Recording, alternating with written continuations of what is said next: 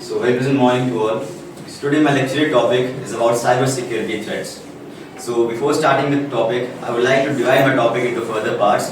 Firstly, I'll divide my topic into four subparts. Firstly, I'll tell you what is cybersecurity threats, what are really the threats are. Then later I'll tell you about what threats are going on in the cybersecurity.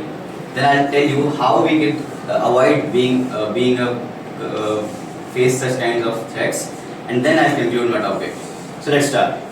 So if I'll talk about cybersecurity, then let me tell you that in this era we all are going towards digital, and most of the things are happening online and on the digital era only.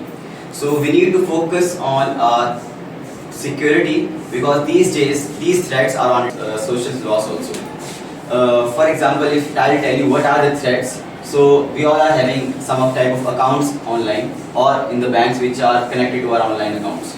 So cyber threats are like some calls are just coming and they are just taking off the money by manipulating us. This is one type of threat. Another type is hacking. What is hacking is like they are doing coding and they are just hacking our accounts. And there are other types of hackings also which are done on the bigger scale. For example, we have seen many examples like big companies are being hacked by various hackers. So now I will tell you what are the solutions for it. So first solution is the level updation is the one of the main thing which we can curb. For example, if a hacker is trying to hack something and we are frequently updating our systems or phones, so it will create a hindrance for the person who is trying to hack our account.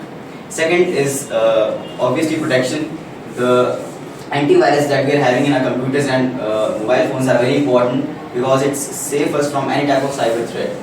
Next is your own awareness is also really important in that. For example, if somebody calls you and asks for an OTP or something, we are already aware of it, but still it's really important for you to know that these things are one of the major factors of cyber threats and securities.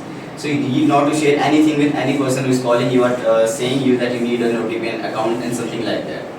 So I'd like to conclude my topic by just giving you one suggestion that in this digital era, you need to be intelligent, you need to be digital and keep yourself updated with the threats and online thefts so that you can be moving on with the world and just getting safer and safer in this society. With this, thank you.